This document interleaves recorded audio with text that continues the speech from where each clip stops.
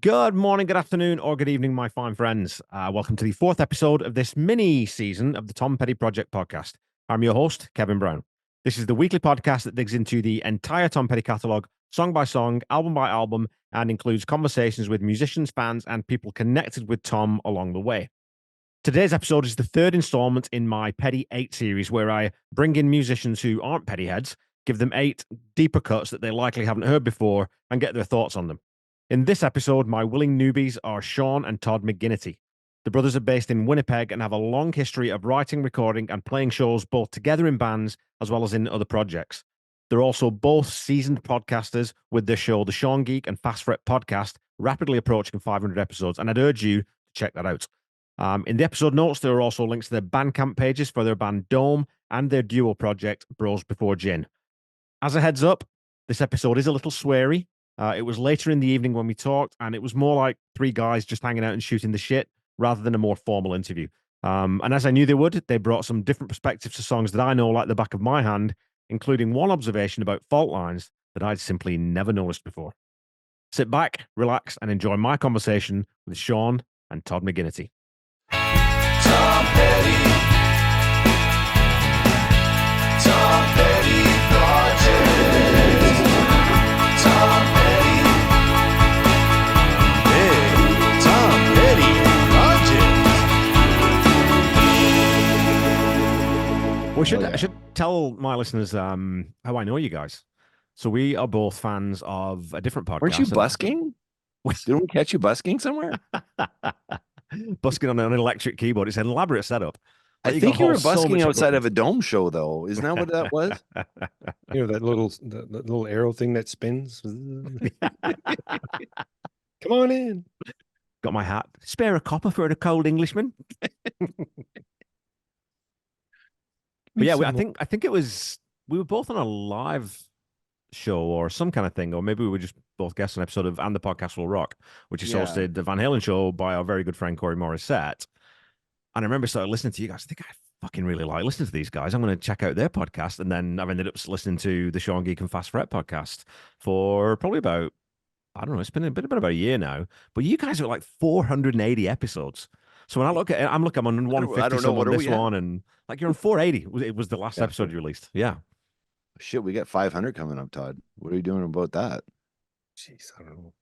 Maybe we should get a guest moderator to run our episode for us so we take a week off. Call it splat and bone. I think what you should do is drink for 3 hours and then start podcasting. That's what the people want to hear. I think so. I'm waiting for Todd to like break out and start singing Van Halen tunes. No. After too many drinks, that's what happens. Yeah. Cracking. What's your go-to? What's your go-to for karaoke, Todd? What's your go-to Van Halen?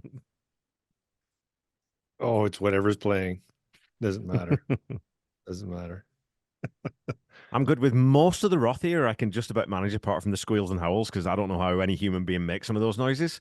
But you get into the Hagar here, man. It's just way too far out of my range. I can't sing that stuff. Kidding. That's when I wanted to join Todd's band. Was when they when 5150 came out, and I had this dream of singing for Todd's band, Overload or My Toma or whatever they were called. And it's like, yeah, and they were playing Summer Nights and you know, all those songs, and I'm like, oh shit, I can't sing this stuff. I could maybe get maybe figure out the Dave stuff. So I never auditioned for Todd's band.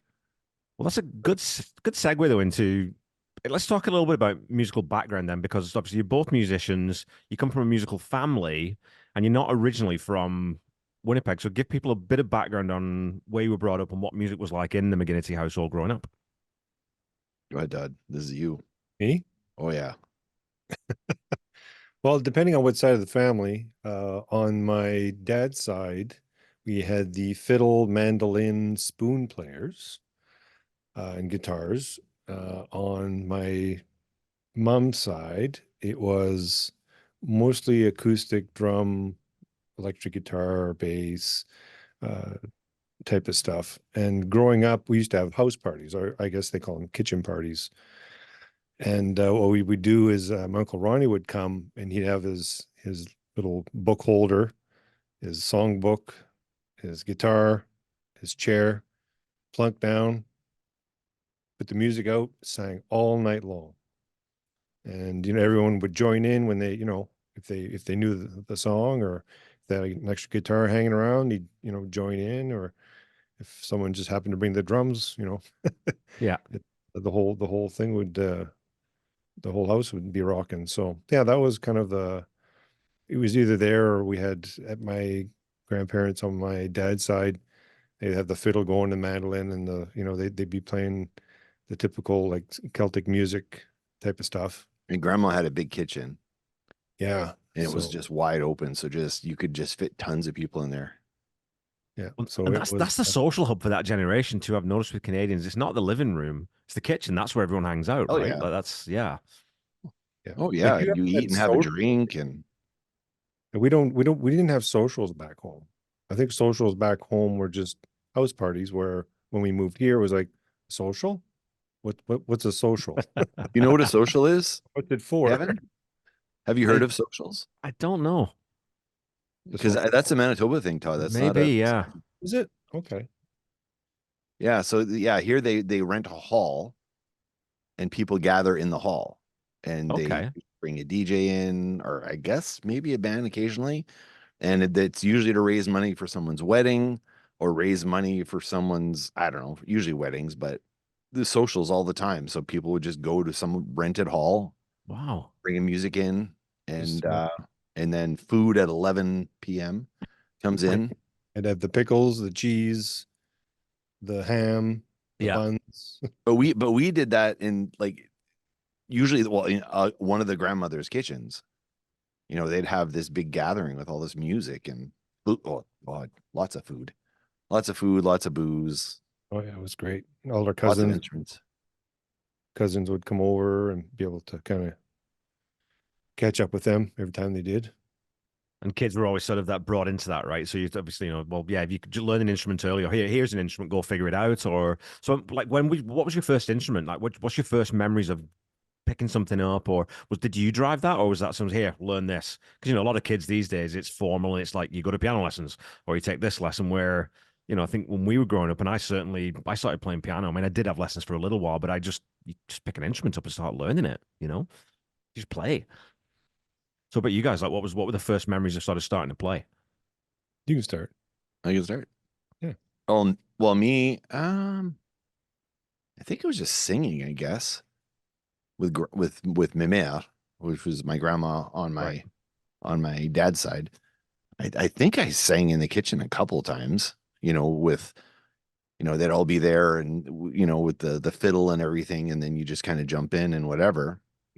But really, I was kind of the I don't know the right way to say it, but Todd was the technically gifted musician, and I was just the younger brother who read comic books. So I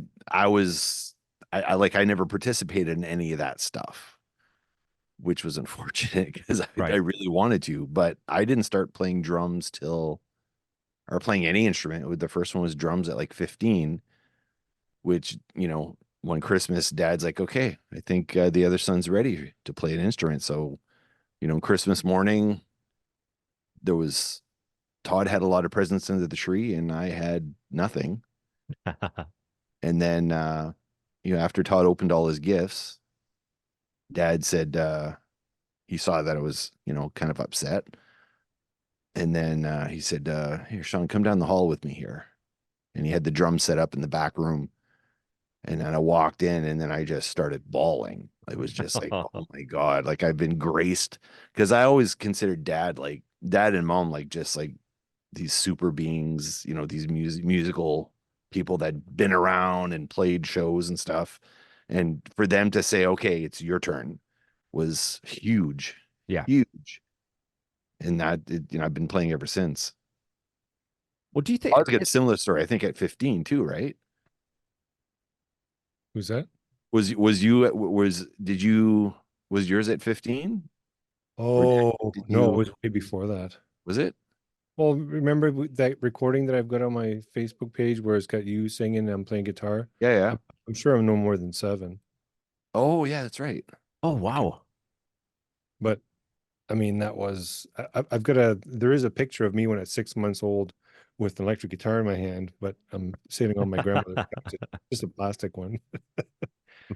But yeah, I started early, but then again, like I would watch my dad play bass, and I think I tried to play that with him because he was playing CCR.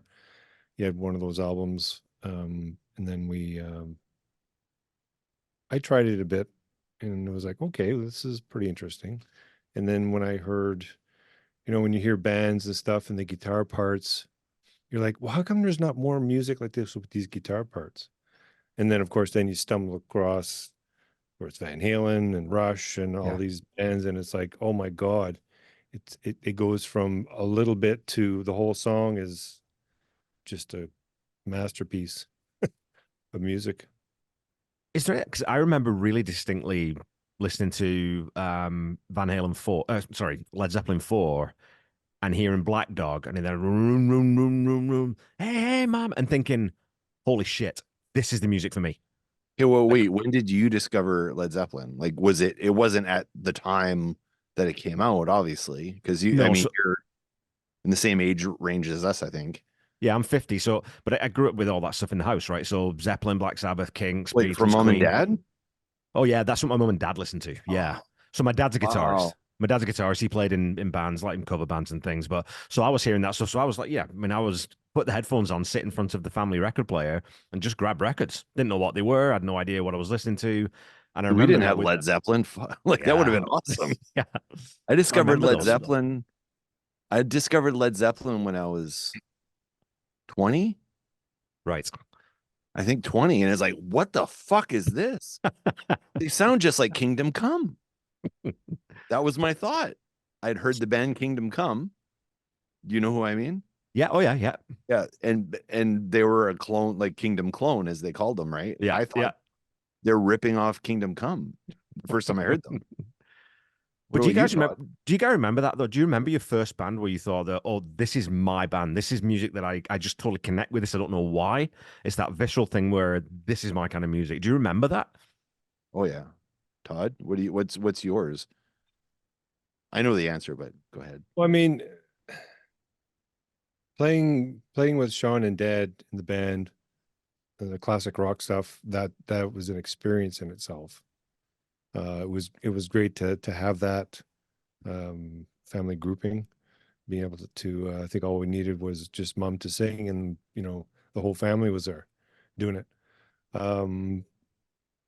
And I mean, now I'm playing in a band, but I'm not playing guitar anymore. I'm playing bass, but it's classic rock type band again, and I just like that type of music. Like if you were to go to, like, if it was a band that was playing country, you're like, I'm not really Yeah. into that, or a rap, or whatever. This is the type of music that I like and that I want to listen to. So why not play it? I don't It's think funny, Todd right? Because answered the question there, did he? but What's it's that? He I went off didn't on his own. I think though it does raise an interesting thing though, because it is that I think about that lots where there is a certain type of music there. I mean, my interest in music is broad, but I'm going to come back to rock and roll all the time because that's the stuff that gets me off. That's the stuff that's my heart and soul, right? That's where my heart I'd is. have to agree there. And I yeah. don't think you have control over that. I don't, it's not, there is a certain media pressure. There's some stuff that what you're exposed to when you're a kid. But when you find that music that really excites you, that's a DNA thing. That's just in you, See, I think for me it was like hearing Peter Criss, because Peter Criss didn't play hard rock. He was based on like I don't know, not Bo Diddley, but like kind of Little Richard and that sort of stuff. Like he had a lot of swing in his style of playing. Right. And it's almost like he was in the wrong band, but I think that's why I liked Kiss, because I don't think I liked rock per se, because Dad, we grew up on the Ventures, right, and the Beatles and ABBA. Yeah. And so ABBA had a lot of swing in the drums, like just a lot of swing, and I liked swing in my drums, so I wasn't really a hard rock guy, but it was rock and roll, right? It was not hard rock, it was rock and roll. There was the roll is that swing that you hear in there, and that's honestly that's usually what gets to me, is just that swing. It's got to have that jazz, or I don't know, swing to it.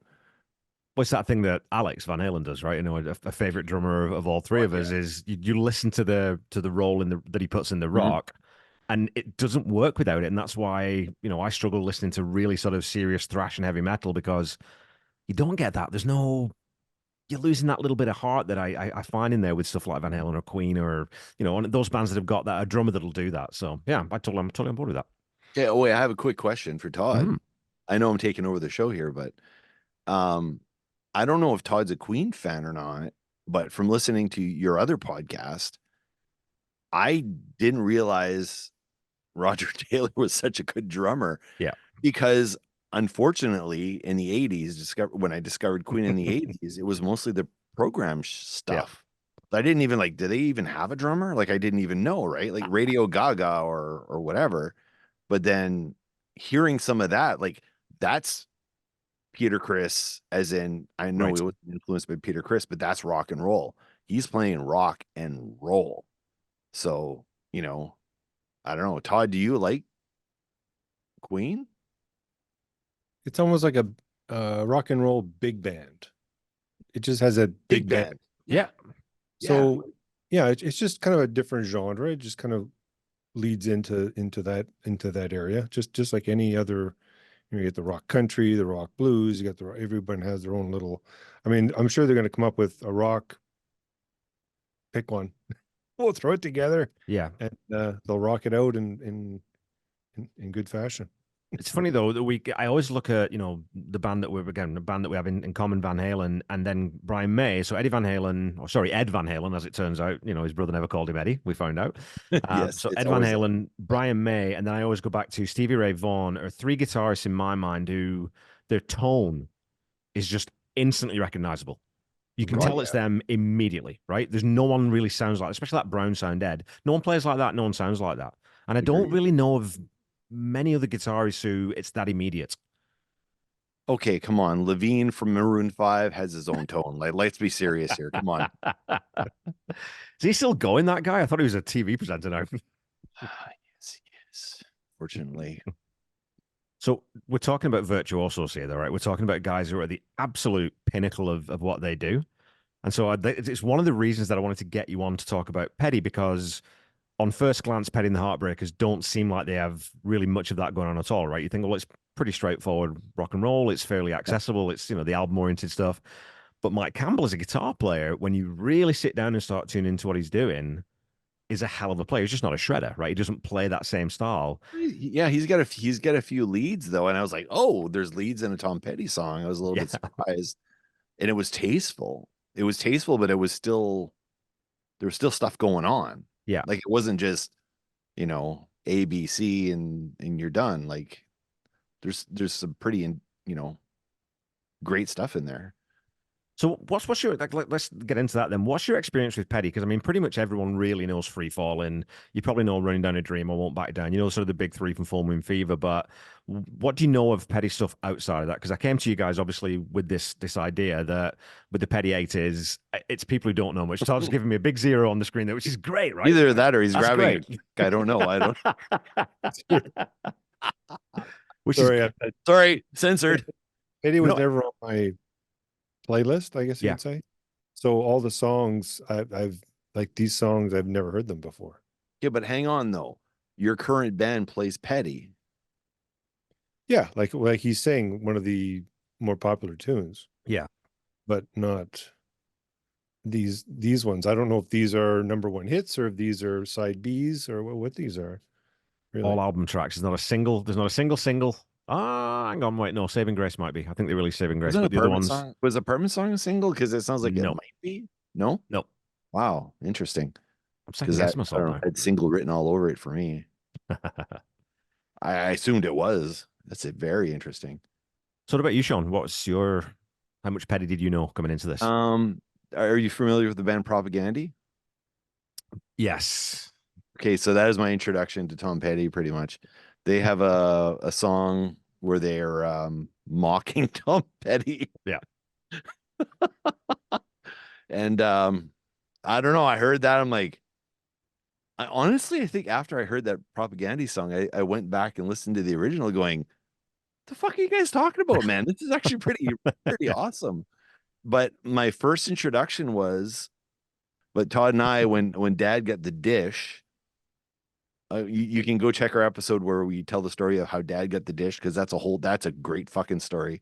But when Dad got the dish, we actually got Much Music, and Shediac of all places, we could get it. And this was might have been pre-much music. Well, we got MTV. Sorry, we got MTV, and I saw "Don't Come Around Here No More." Yeah.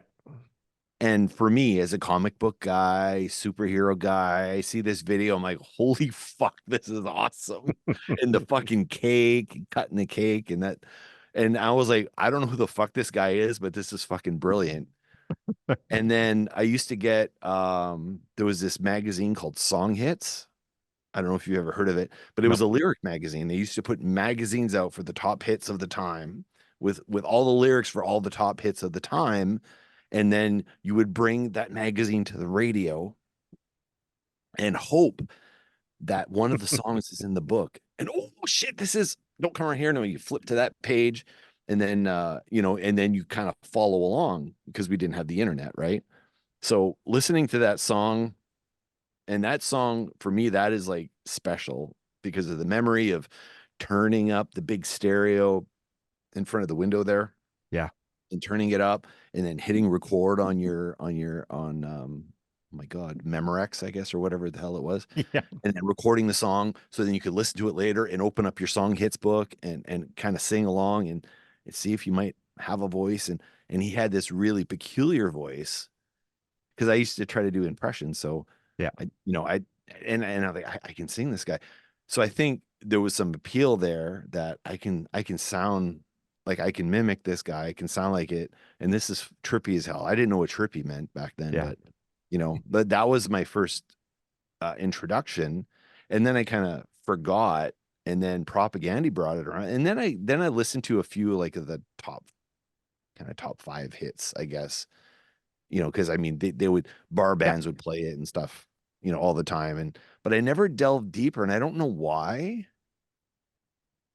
And then I saw it, like he gets featured in the Traveling Wilburys, and I'm like, is he at that level? Look at these people he's playing with. And I didn't really understand, but I think there's an Americana thing about him and his band that maybe doesn't resonate as big, maybe on this side of the border. But I don't think I got it because like the Bruce Springsteen thing with how big he was and his whole storytelling about, American lives and stuff. I'm like, it didn't hit. It didn't resonate with me. It didn't make any sense to me.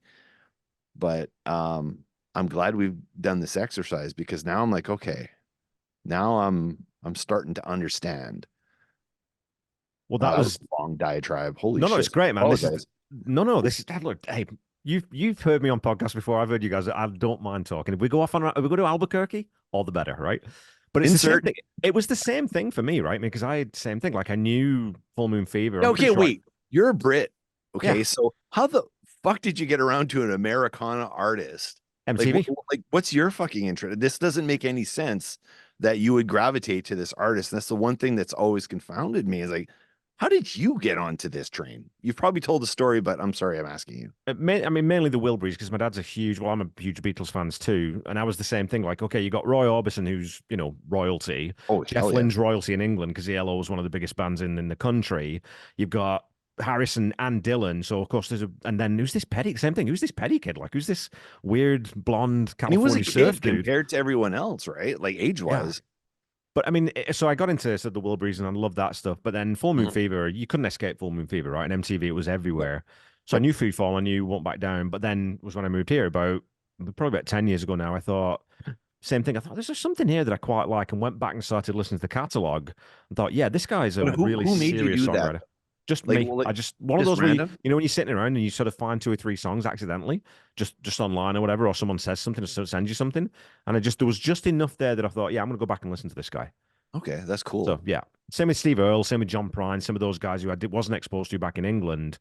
You find them when you move to a different country. You find all this different music that you've never been exposed to, right? So I had the same thing with the Pixies actually, because they were not on my radar. They're not my kind of band. There's nothing about the Pixies that I should like, but I liked a girl who liked the Pixies. I actually wrote a book about it too, but that's a whole other story. But and I listened to like 3 or 4 songs. I'm like, okay, there's something going on here. And I discovered them before Nirvana got big. Nirvana, whatever. And then I'm like, wow, Nirvana is just like the biggest ripoff band I've ever heard. They just sound it's just like the Pixies, but the guy can't sing as good. Whoa, now that's sorry. I knew we were going to get a hot take. It's my hot take. I'm sorry. They're just poor man's Pixies, Well, I honestly. mean, unapologetically, they say, the quiet, loud thing. Oh, yeah. That's all Pixies, right? I mean, Oh, yeah. that's what they're doing, and they're deliberately doing it. So, okay, well, let's get into some of these songs then, because I gave them to, and obviously, I don't know how much research you did or reading up on the discography and everything, but I gave them in chronological order. There's 16 albums That I didn't between realize. the Heartbreakers and Tom. There's 16 albums, but there's only 8, obviously, so there's 8 albums not represented, and I'll kind of just sketch over a few of those as we go through. But the first song on the... Go ahead, sorry. Is Todd familiar with any of the albums, Todd, on your end? Like, was there any album that you actually like listened to? On the Okay. man street, I don't. But I thought there might have been something in there that you were like, oh, I've heard the album. Ted played it for me or something, or I don't know. Yeah, no. Oh, It's okay. funny like that. Some bands just pass us by, right? They just do, and there's But there's like, a lot of them. why? Yeah. It's like Weird. weird. Was where I heard Tom Petty. You too. Okay. Yeah. I find he's kind of like a Petty and Dylan. They have their own little style. Yeah, definitely. But I would say, and I'll argue this till the cows come home, Petty's a way more versatile vocalist. Dylan does not give a shit what he sounds like, right? I'm Bob Dylan. If you don't like Bob Dylan, I don't care. I'm going to do this. Like the very pigeonholed. It's hilarious. I love Dylan too. I really like a lot of Dylan stuff. But so the first song that I gave you is called "The Wild One Forever." It's off the debut record, which is a bit of a mishmash sort of recording process because a band called Mudcrutch, which was the precursor to the Heartbreakers, were signed by Denny Cordell, who produced this record, but they kind of fell apart. Cordell said, well, we don't think we're going anywhere with this, but I want to keep Petty. That guy's got something. And so the plan was So wait, was Petty the main guy in this band then? Like, or was he the actual vocalist? Yes, in Mudcrutch, he was one of the vocalists. They had multiple, but he was the bass player in that band, not the guitarist. Oh, okay. Yeah, so he plays bass as well. Yeah. But they kind of got disbanded, and then so the plan was Cordell says, well, Petty will make you a solo artist and we'll just bring in studio musicians, right?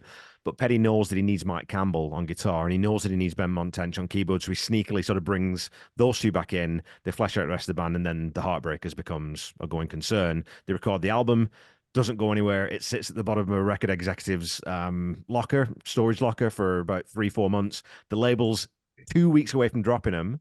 And a guy named John Scott finds this album at the bottom of this closet and puts it on this turntable, gets his mind blown and says, just give me 6 weeks. Give me 6 weeks. If I can't turn it around in that time, I'll drop it and I'll move on to something else. Goes to radio with a vengeance, gets Breakdown played on the radio, and the rest is history. Wow. Sorry, which song? Breakdown? Breakdown was the song that sort of that was the one that he said, I'm going to take this to the studios. We're going to make everyone play it. And he just went at it and went at it and went at it. And in the 40th show, the last show that Tom ever played in the 40th anniversary tour, he thanked John Scott before they played I Won't Back Down, which was a really cool nice moment. Yeah. That's actually pretty awesome. So I'll open the floor to you guys. What do you think of this song? Todd, do you remember which one it is? Right. Okay, I know Todd's terrible at remembering song names. Do you need me to play a little bit first, or Wild One. Now, do I give a ranking or no? We'll do this at the end. you can do, yeah. Whichever way around you want to do it, it's fine. Yeah. To me, that the song was and don't take this the wrong way. Well, I guess there's no way of not taking it the wrong way. The voice is kind of grinding, Right. Almost like I mean, on his other albums he sounds different, but on this one, for some reason, even when they're harmonizing, it has that grinding sound to it. It's almost like and he's singing it in a way of, say, a Bruce Springsteen would sing it. It's Oh, got yeah. the same type of flow, the way he kind of goes through his songs. That's what I found. Right. The vocals are, I mean, at times it depends because he's got that thing where he really pinches his vocal, and you can, Todd, he kind of closes his throat out and he's singing right at the end of his breath so that he gets that really pinched delivery. And it's not for everyone. I mean, I had Scott Haskin on you, but you guys both know Scott, and Scott's yeah. not a fan of Tom's voice. So don't worry. If I got it's a to go listen completely to his valid episode. criticism, so. I really want to hear his take. I don't know. It's So, just that there's a range that he hits. It's, I don't know, just for me, the way I listen, I guess it's just not in there. Now, yeah, I find like for me, I found it was very Springsteen-y, which, you know, Americana doesn't like, I don't know, doesn't resonate for me. Right. Because I'm not American and I'm not like, I don't know, America's kind of a whole thing. But I did like, so what I did, so when I heard this song the first time, I'm like, it's fine, it's not bad. Then I listened to it a second time, and then I'm like, it's not bad. And then I'm like, okay, like I'm going to actually like listen to the song and play the lyrics at the same time, which I don't do. That's not a me thing, which doesn't make any fucking sense. Like I write the lyrics for pretty much anything I write, and it's the thing I spend the most time on. But if someone else does lyrics, fuck you. I'm not gonna, you know, it's like the stupidest thing, which is arrogant, honestly, because I mean the lyrics are super important. But when I listened to it the fourth time, fifth time, whatever it was, and I'm like, okay, well, the moon sank as the wind blew and the street lights. So, and I'm like, what the fuck's he doing with the lyrics here? Because I noticed there was this weird pentameter. He's not ending like typical standard like stanza stuff. It's like A B A B, right? So Yeah. you get A, and you have like 6 meters, like bomb, bomb, bomb, like 6 times or 8 times, more appropriately, 8 times. And then there's 8 meters for the next one. And then, but then it's like a full sentence or a phrase. It's a full phrase on the first one, a full phrase on the second one. That usually ends the first sentence.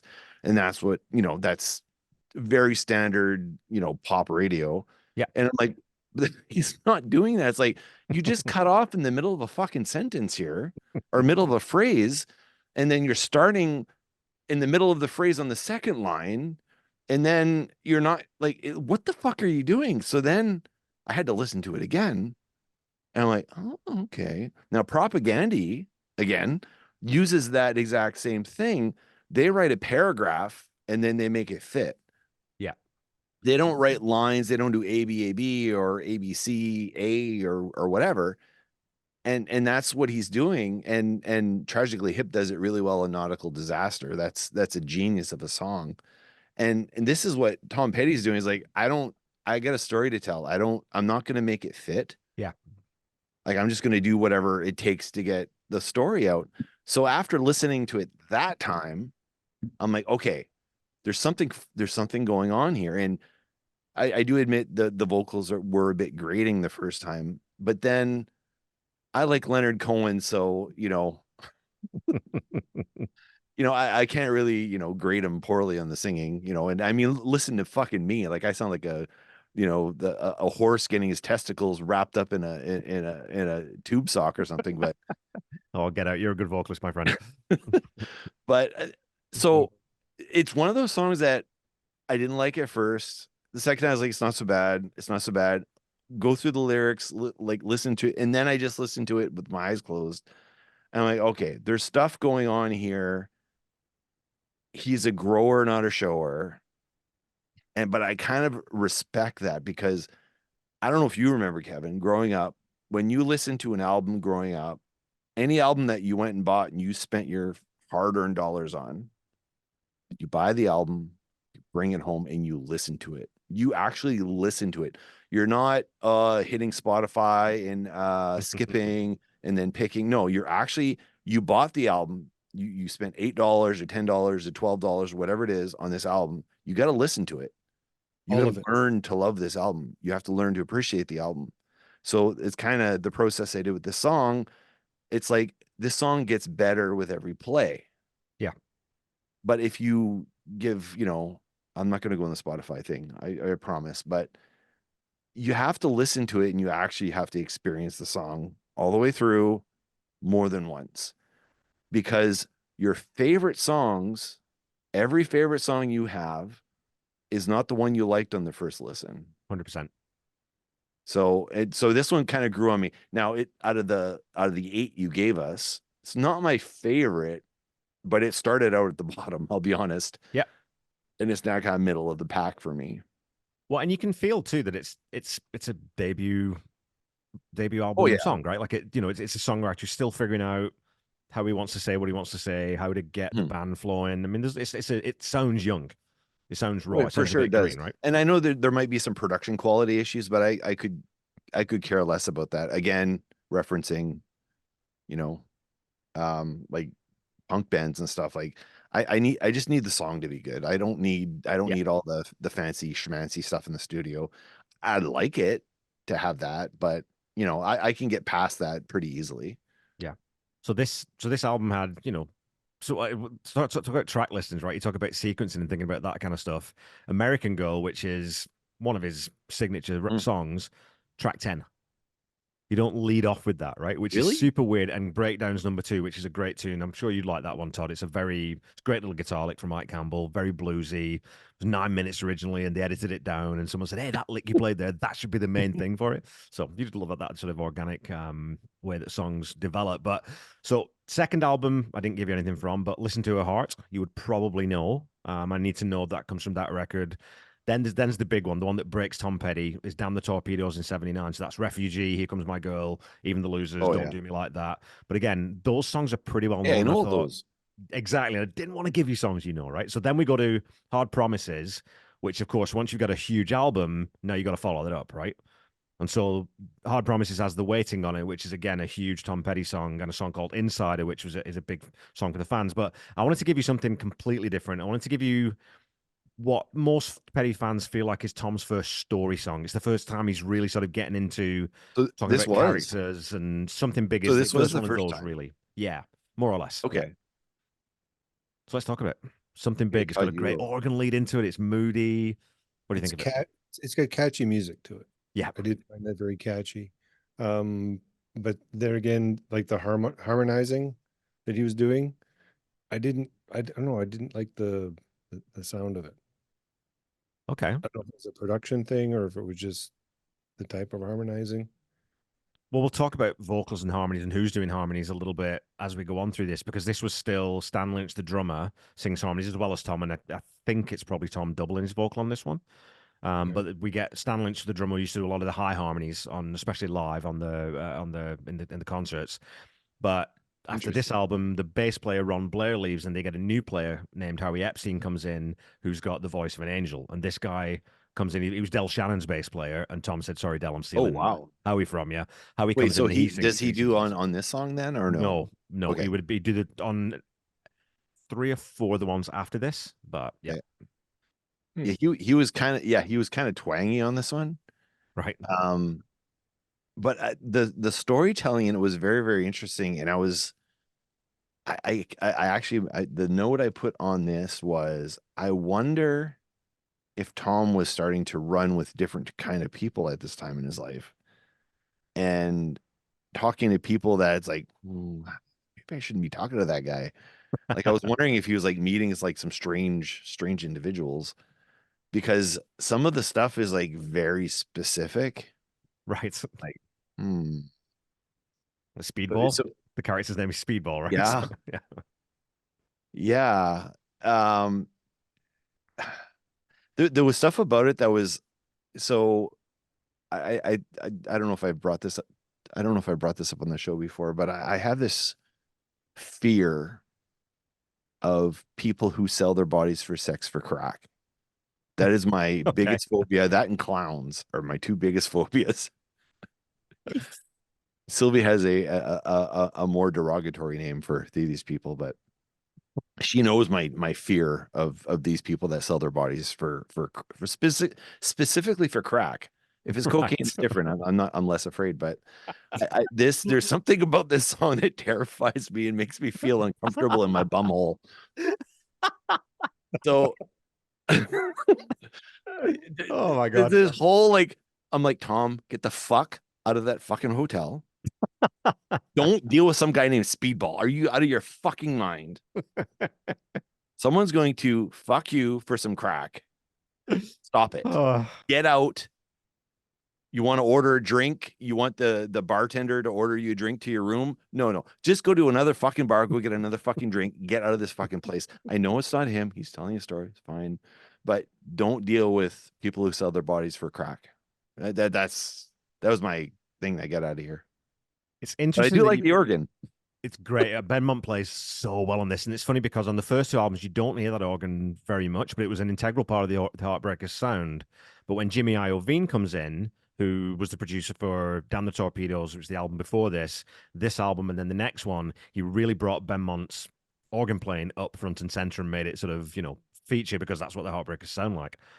But talk about, hanging out with different people. It was, of course, once you get a platinum record, you start getting a lot of hangers on. You do start seeing different scenes. And So wait, so the album, so is this the second album then? Fourth is the fourth album. Oh, Yeah. okay. So by this point, then he's got some success. Damn the Torpedoes was the album before this. That's the one that blew them up. Yeah. Okay, So this gotcha. is the follow up. Yeah. And so there's a song on this album too called Night Watchman, where Tom's had to hire basically a sort of a doorman to sit at his gate of his house, of his not mansion, but of his big house, to stop people coming in. And he wrote this song after going out one night and just he couldn't sleep, and it's 3 o'clock in the morning, and he goes out and talks to the night watchman and just has this conversation, and some of that stuff makes its way into the lyrics, right? Which, as a lyric writer, it's everything you see around you. You're going to pull from anything, any place you can, any little thing that someone says, you think that's going in a song. I need to write a song about people who sell their bodies for crack, I think. But I like the storytelling in this song. Despite the fear I have of this song, I do like the storytelling because I'm actually there. Like, I feel like I'm there and I need to get the fuck out. Yeah. So, I mean that's very effective. But even the like, not just lyrically, because I don't listen to songs for lyrics. I listen to songs for the mood, the way the music, the way the melody, the way the vocal melody's coming along, and the lyrics kind of match what's going on, that you feel like you're there and you're like, you feel this uncomfortableness. So if that's what he was going for, like, he got it, because I'm getting out of that hotel right now.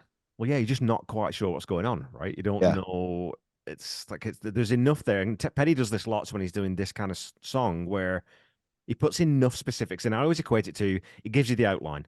You've got to color it in yourself, but he gives the outline and just enough to sort of suggest what's going on, right? But okay, another story-ish sort of song I gave you next, but this is off the sixth album. So we're skipping an album called Long After Dark, which was the last album that he did with Jimmy Iovine. And Tom at this point is like, okay, I think we've done this now. I think this thing with Iovine's run its course. He wasn't very, very happy with Long After Dark because he felt it was a little bit too similar to the one before it, and he wanted to branch out. So the next album, Southern Accents, is where things go off the rails a little bit with the Heartbreakers. There's some cocaine, a lot of cocaine coming in.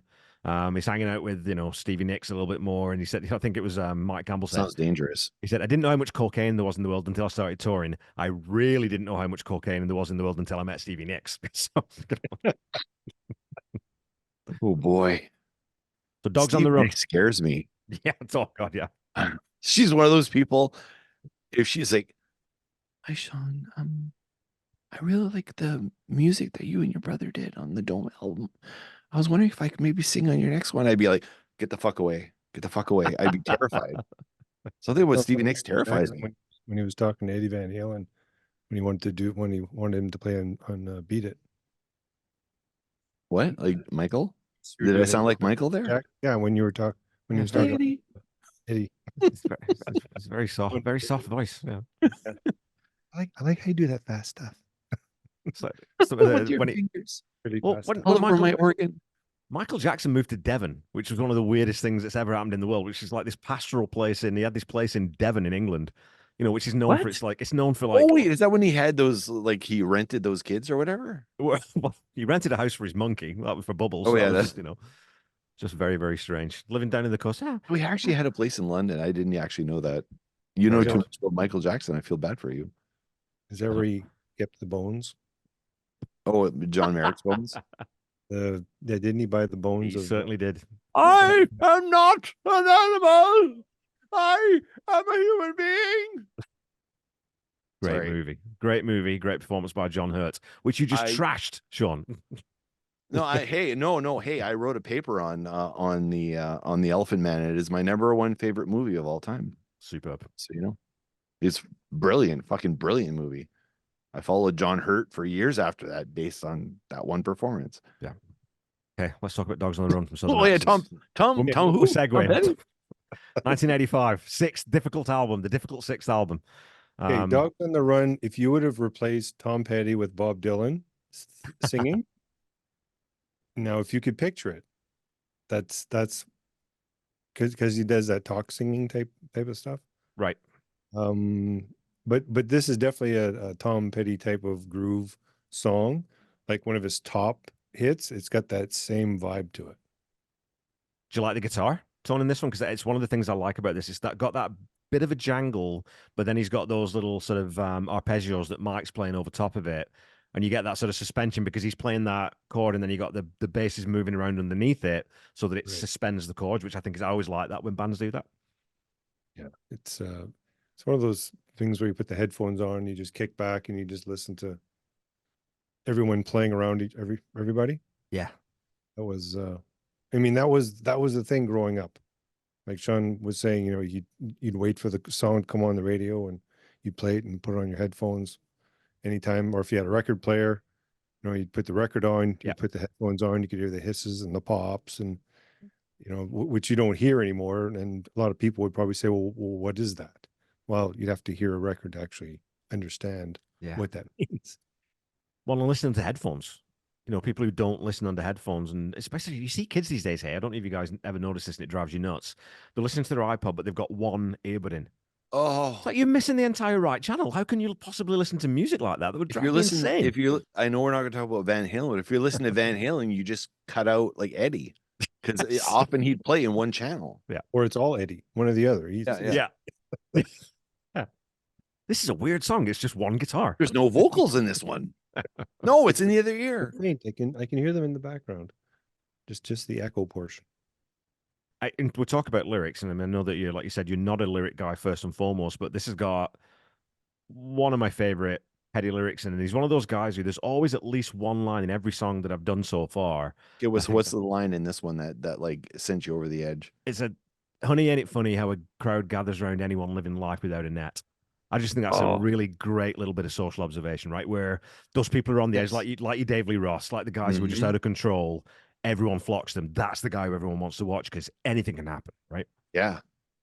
I don't know what Annette has to do with this conversation, but she keeps coming up in these conversations. I don't know. No, but there was something about this song. Again, like, so this was his cocaine, like his heavy cocaine years, right? Not heavy, but it was definitely influenced it. Yeah. Right. So this lady that he meets, like, and I'm a little bit lost in the story, and I'm trying to actually like fill in the blanks for myself, but he has the line where I fell overboard and washed up on a beach. I'm like, the fuck were you doing? And then let the waves and sand roll over me. I'm like, okay, well, you probably like fell off of a boat that you were partying on, and then you washed up ashore, and then there's this golden haired girl, and all of a sudden you're hanging out with her. Like, it's so random, but I think the storytelling of it is like, this would make a good movie where like someone is just like, I'm just wandering through life and like grabbing the next train that takes me along.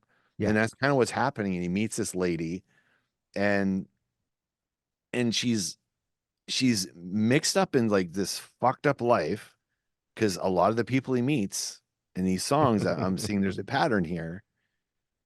But they're somehow it's like Shakespeare, where you meet the oh my God, what's the guy's name? The dumb guy who's actually the wise guy. You know, he's actually sorry, who? The fool. The fool, yes. Yeah.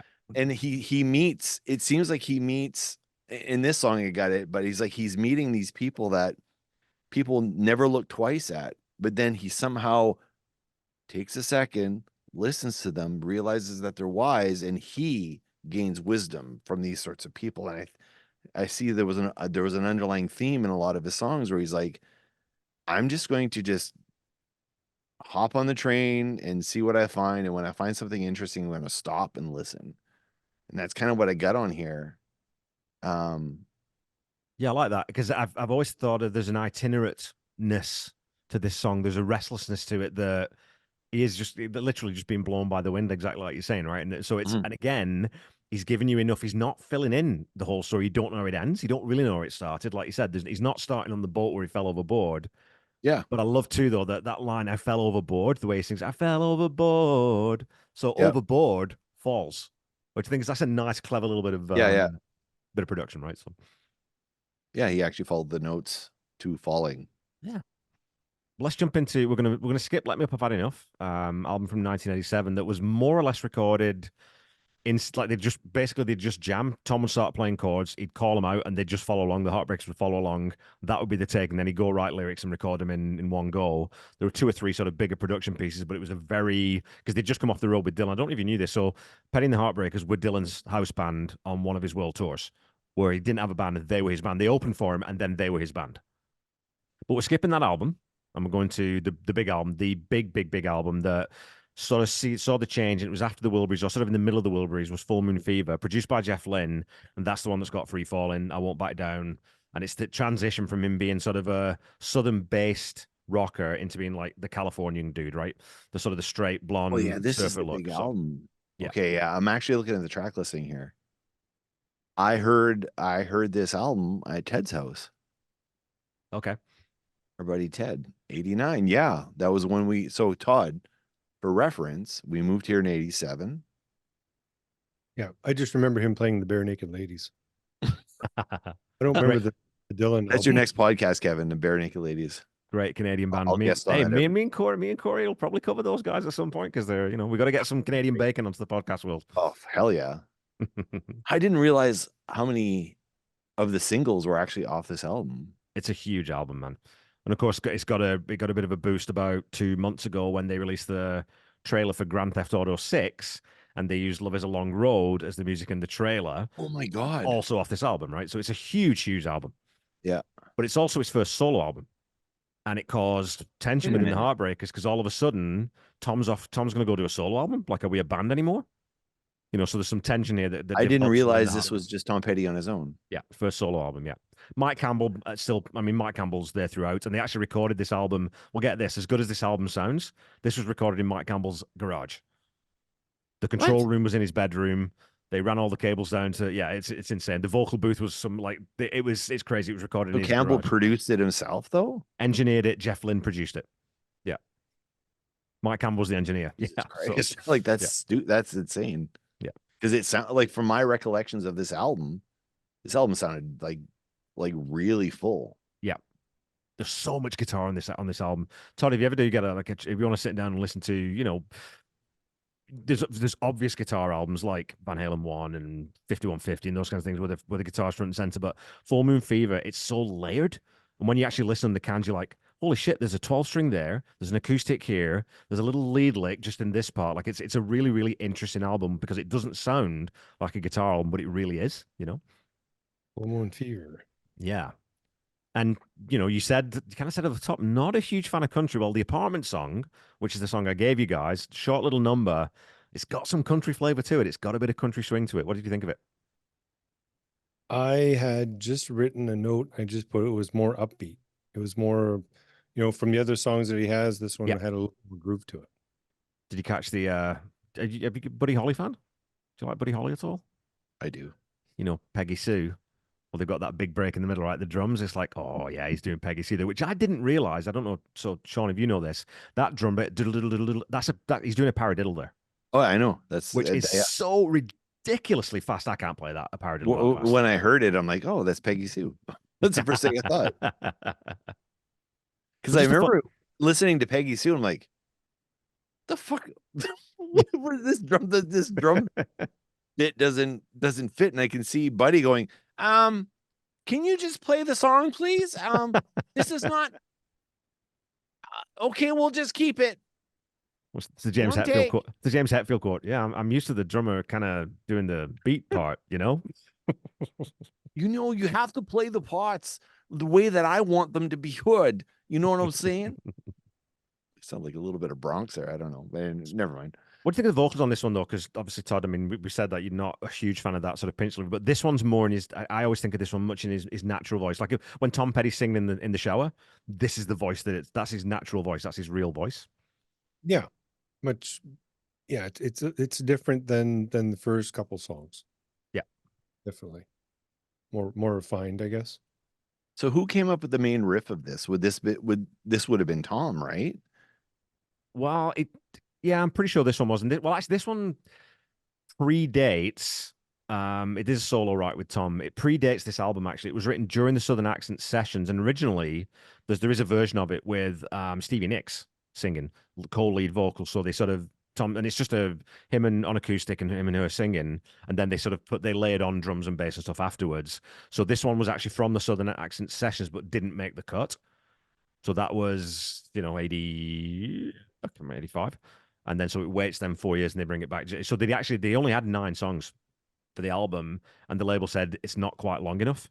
So can you go and find something? So they ended up finding that one, but then also picking up Feel a Whole Lot Better, which is a Birds cover, which opens side 2. So those are the 2 songs that kind of got Well, added in. the reason I was asking, because the guitars are doing 2 different things here. And I'm wondering who came up with what part, because there's the one part which is Get It On Bang a Gong, the same but then there's the other guitar, and I'm wondering like which one did Tom write? Like, did he write not the Get It On Bang a Gong homage, but the other one? And then Mike Campbell is the guy's name, right? The other guy, like he came in just like, oh, let's just accent with this, and it'll kind of it'll pick it up a little bit. That's why Mike was Tom's lieutenant, because Mike Campbell just knew exactly what to. If Tom's playing that, I know what I need to play. I know what I need to play to complement and not get in the way. I know when it's my time to come in and put a couple of licks in. But he's just got that sort of telepathic understanding, though. You know what you get sometimes with other musicians. And I'm sure you two are the same, right? When you're brothers, you just Alex and Eddie, you just know where people are going. You kind of sense it. You've got a feel for it. And Mike had that with Tom for sure. Todd, what am I thinking right now?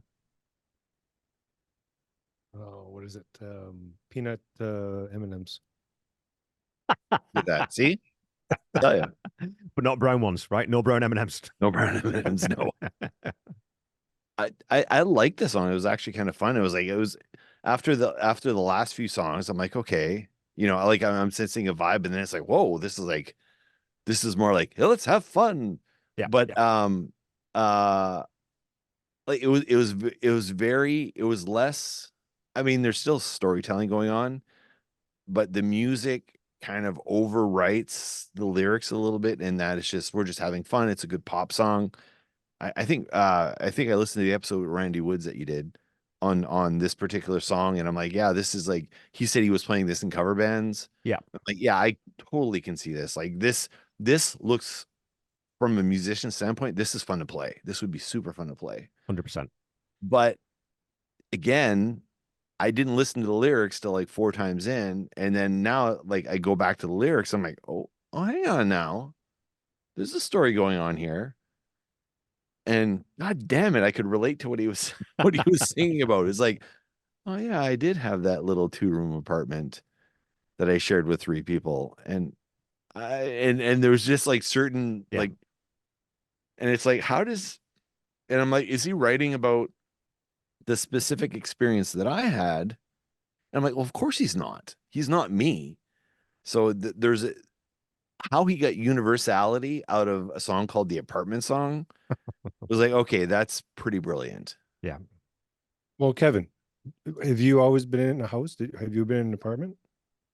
We lived in an apartment in Prince Albert, Saskatchewan for just about 2 years. Yeah. I've lived in apartments. Now, was it just yourself? No, with my wife. I've never been on my own in an apartment. Oh, okay. Yeah. Okay. I never lived alone as an adult. Interesting. Yeah, because I was in the army, so I lived with a bunch of other sweaty men, and then I got married, and then I lived with a sweaty. No, I lived with a very, very clean woman. Edit that out. Edit that out. Edit that out. I would say delete that. Yeah. Wow. Yeah, because Todd's lived in apartments on his own. I've lived in apartments on my own. So for some reason, I was connecting to this because I remember being in my own apartment, and like some of the stuff he's conveying, like, oh yeah, oh, God, yeah, like, yep, been there, done that. I love that line too, though. That, like you said, I'm glad you picked up, because universality is something we talk about with Paddy lots, and that is you're into sort of genius level songwriting when people can be specific but make it universal. But I love that line. I'm okay most of the time.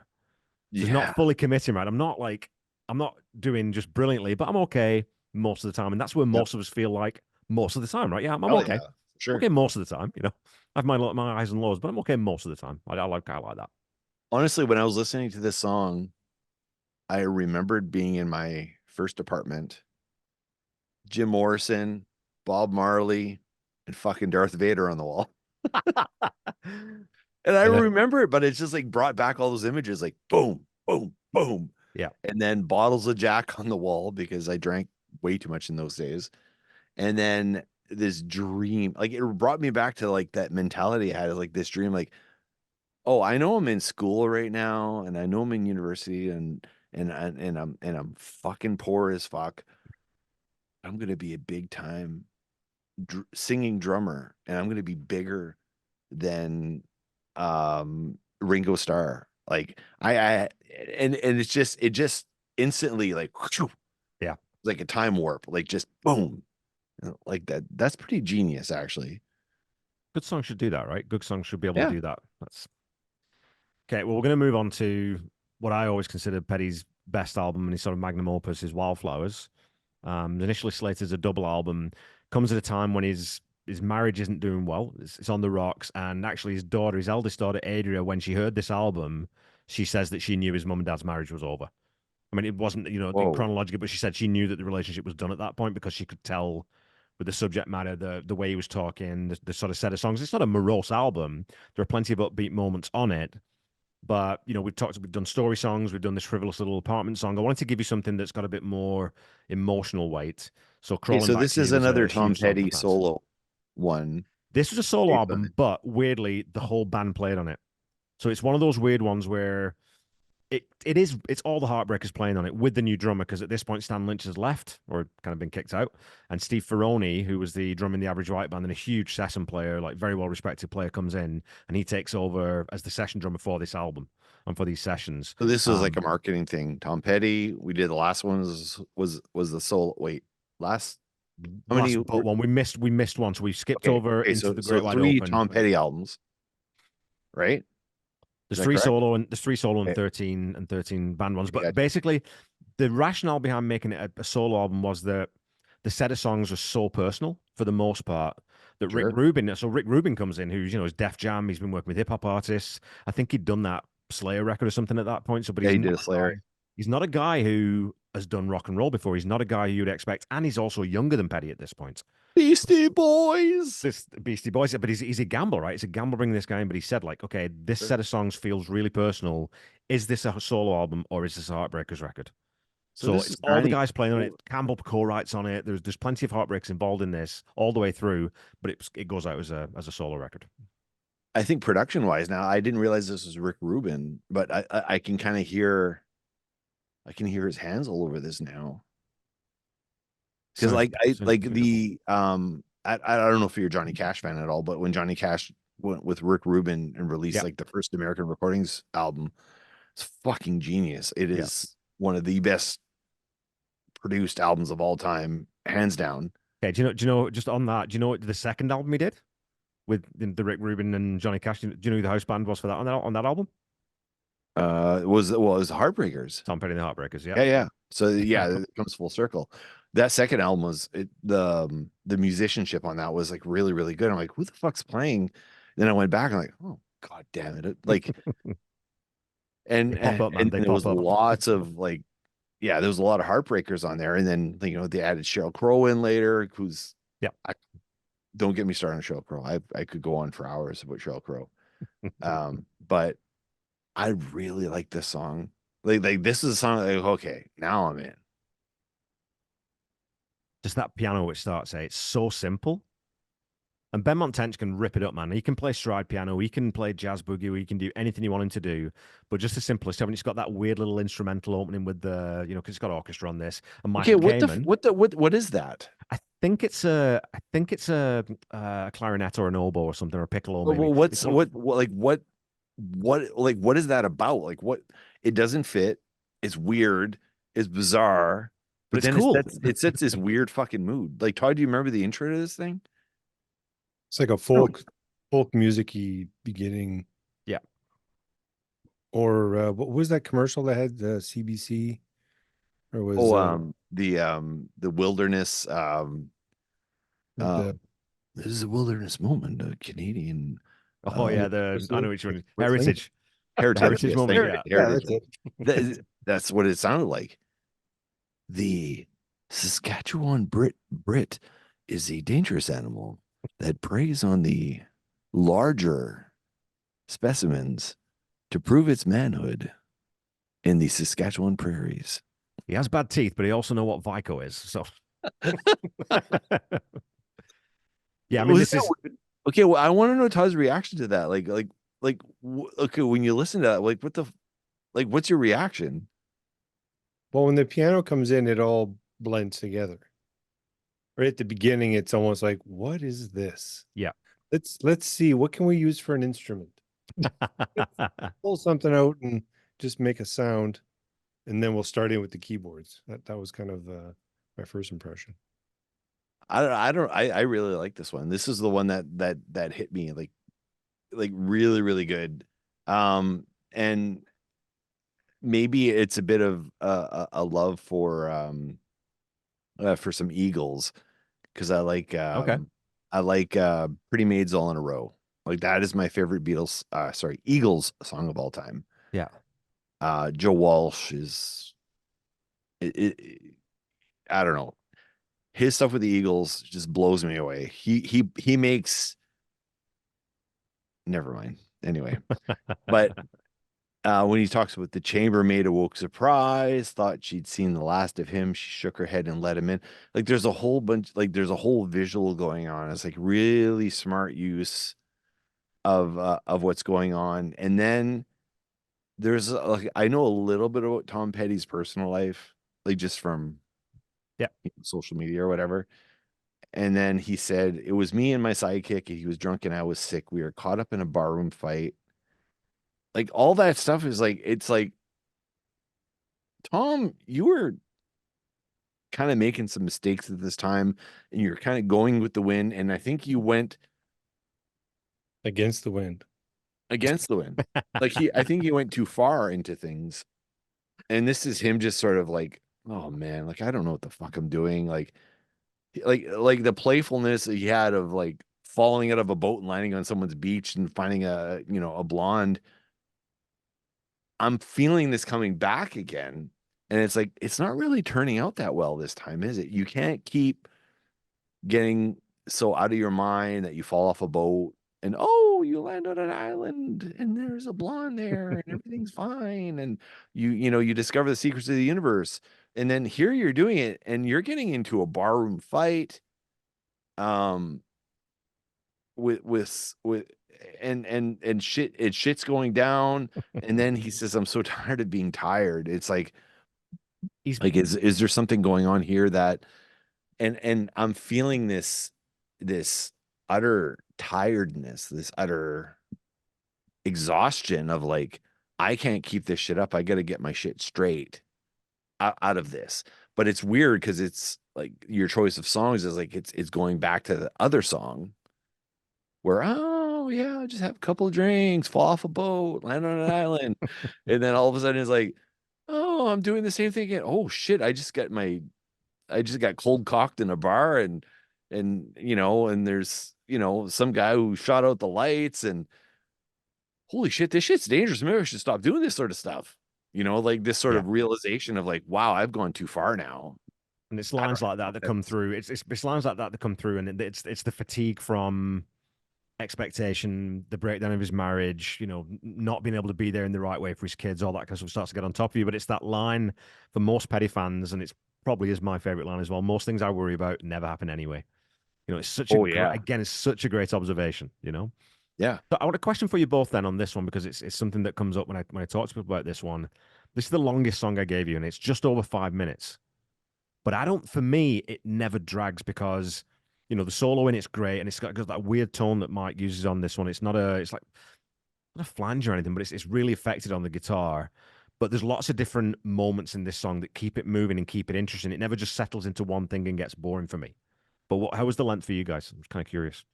Did you make any notes of that? Bud? I didn't make any notes about the length of it. I just put down, I mean, this was a really good tune. The production portion had much better stereo separation. Yeah. Especially during the harmonies. So the harmonies, instead of being, kind of in a narrow bandwidth where they have his voice and, type of thing, that they've expanded it so that it's not so direct in your face. And just kind of, it's more spatial. Yeah, and that's Howie Epstein. So that's what the guy I was telling you about. That's his bass player, Howie Epstein, comes in and just is the perfect foil for Tom, right? Like, because some people just sound good. Well, the Van Halen boys and Michael Anthony or Yeah. Dave Roth. And I mean, those three voices just sound good together. Yeah. Brian May, Freddie Mercury, and Roger Taylor sound good together. And some people's voices don't sound good together. Those two work really, really well. I think there was there's also a restraint. Like, I think the people doing the sound on this are like, don't do that, Tom. Or when Tom was like hitting his stride, like, keep going. And there's an experimentalness to this track that where, like, okay, they're drifting off somewhere, but it's like, no, let it go, because it's working. And then I feel like the producer or Rick Rubin or whoever is like pulling back at the right moments and letting things go when they need to go, and having that control of, if you just there feels like there's experimenting in this song that they're doing, that they're just letting it go when it needs to. Like, and I don't know, if Tom Petty was producing this, maybe this song would have been 10 minutes long, and it had a bunch of stuff that didn't need to be there. But at the same time, I think Tom would have gone, okay, well, let's take this part out. And Rick Rubin would have like, no, we're keeping that in. Yeah. Like, it felt like there was one of those songs where they just go with it. And I'll take care of it. Don't worry, Tom, just do your thing. And then we'll fix it. We'll make it exactly right. And Rick Rubin had this way of hearing, like he did with Johnny. It was like, Johnny's like, this is a horrible vocal, or, I screwed up on on the second verse. I hit the wrong chord. And he's like, no, that's Johnny. It's like, Johnny doesn't know what Johnny is, but Rick Rubin could figure it out. And I think there was a bit of that going on here. Well, this album is co-produced. It's Rick Rubin, Tom Petty, and Mike Campbell. But they've said, in interviews later, they really kind of trusted Rubin and said, okay, we'll not give him final edit, but if Rick Rubin says, yeah, maybe don't add that second guitar part and whatever, they listen to him and they trust the process. This album also took 18 months to make.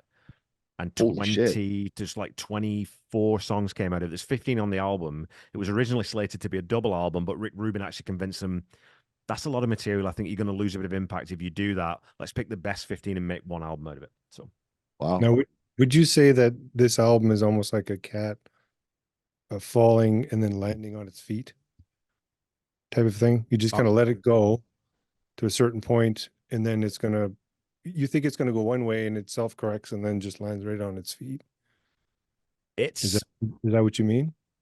Not quite. There's a really intense intentionality about this record, which wasn't there with Into the Great Wide Open, which is the season I've just done on the podcast. That's where Tom's songwriting changes for me, certainly his lyric writing. And he gets more serious about putting together an album rather than a collection of songs. You know what I mean? So it's like, it's an album and it feels cohesive. Yeah. And it sounds, consistent and all that kind of stuff. This set of songs, it just goes to a completely different level than he's been at before. Now, there are a few times, I think, what you're saying is where it sounds like you're going to fall off a cliff, but they pull it back just at the right moment. And I think that is that sort of influence of working on it for a long time and being very sort of meticulous about, okay, we've not quite got this right yet. It's just not quite right yet. There's a song on this album called You Wreck Me, which is a brilliant song and a great riff. I know that that playing one, it live, right? But it was one where it was You Rock Me. And Tom's like, it's just it's a weak line. Like, everything else is done, but that one line. And then eventually it's like, wait a minute, You Wreck Me. There you go. That fixes it. Now it's done. Yeah. But not being satisfied with good enough. It's like, no, it's got to be better than good enough, right? Next song takes you in a completely different direction. The next song is one of the angriest in his catalog. So from an album, we're missing two albums now. This one, but the last DJ is the album this is from, and the last DJ, half of it at least is a screed against, the crap the way that, you know, radio's sanitized and homogenized, and DJs aren't allowed to play what they want to play. They've got to play what the playlist the station gives them. The record industry's corrupt. You know, all they want to do is, you know, some little girl who can play a guitar lick. So it's Tom really railing against an industry that he's part of, which is kind of ballsy on a major label to want to put this sort of album out. I think at this point, though, is at his career, he could say what he wanted, though, right? Like he must have had like 50 million album sales by this point. To a I would degree, think. but you're still sort of, 2002. you think about, you know, this is 2002. Petty's, you know, he's 40 or 52 at this point. He's not really the big artist, and Echo, you know, that echoes the album before this, which didn't really do that much. So it's still a little bit of a risk to sort of go all out and be as explicit as he is on this song, Joe, about, well, fuck the executives. They're all assholes. They don't know anything about music. Screw these guys, right? Remember this one, Todd?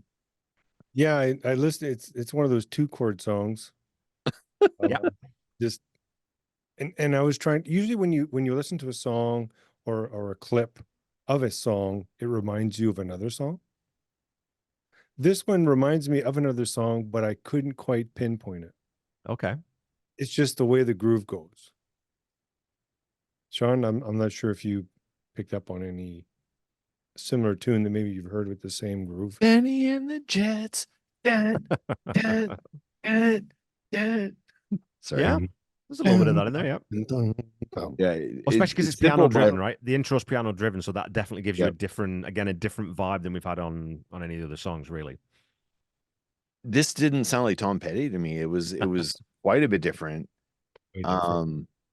I like the venom in it.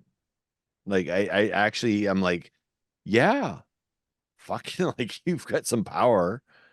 Like just, you know, put your middle finger up. Yeah.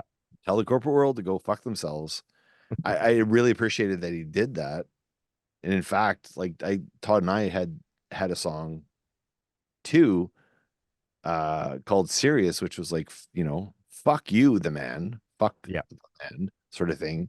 And I was like, wow, you're doing this. You're actually doing this. Like I was actually impressed. And in fact, like I really like the message of the song. I mean, it's simplistic, like Todd said, 2 chords. Yeah. But it's fine. But it's like punch, punch, punch, punch. I think that's what he's kind of going for. He's like kind of, okay, I'm gonna, you know, keep kicking you until you listen to what I'm saying, because what I'm saying is very important. And honestly, our song Broken was the same thing. I had a song off my soul album in 2000, which was the same thing, where let's just put makeup on this girl and we'll teach her how to play a couple of chords. Yeah. And then we're going to exploit the fuck out of her. Yeah. And then if she ever speaks up against us, we're going to tell her that she's a whore. That's it. Well, like that's the way the industry works. Look at Britney Spears. You know, she was created by a company, and then the minute that she didn't do everything they told her to do, she has a meltdown, and they're like, oh, she's crazy. Yeah. You guys fucking made this. You made her crazy. She's not crazy. She wasn't crazy when she started, but you guys fucked up. You guys are, but everything's like, oh my God, Britney's crazy. And so like I felt that vibe there, because that's so typical of the music industry to find a pretty face, you know, and say, you do everything you say. Oh, you're not doing what we say. Okay, then we're gonna fuck you over. Like I don't know. I did like the idea behind that. It's that last verse too that I always think about. Is so it's really violent. So it's so burnt out Johnny thinks our books. So someone's questioning the industry, right? So burnt out Johnny thinks our books are shifty. What good's that alky to me when he's 50? We could move catalog if he'd only die quicker. Send my regards to the gig and a case of good liquor. So let's get him dead as quick as we can. Yeah. But that's really, like, you know, it's very direct. He's not pulling his punches there, you know. With Guns N' Roses, that was exactly what they were doing. They just kept feeding them. Oh, let's just give them more drugs. Like if these guys die after one album, we got the Sex Pistols all over again. Yeah, it's exactly what that was. You know, I like the pushing this one too. I was wondering if you made any notes on the solo talk, because it's cool because again, Campbell just plays where he needs to play. He doesn't, you could shred for like 16, 24 bars there and just go off on one, but you get that little step up. There's a key change, there's a big push into it, but he plays 4 bars, and then it just drops back out again. So it's just that sort of economy. There's lots of it if you do ever listen to any more Petty, there's always economy is the word that I use over and over and over again because they're not overdoing things. It's how much can we take out of this song and still have it be impactful and complete? Yeah, it's not repetitive. Yeah. Like the same thing over and over again. Like what song does Bieber do, or Bieber, yeah, okay. what's her name? Yeah. Anyway, they've got like 2-word songs, and that's all they say Right. throughout the whole song. And it's like, this is a masterpiece. And you I go, love to love really? you, baby. Love to love you, baby. Do we need 2 beats in the song? No, just 1 beat all the way through.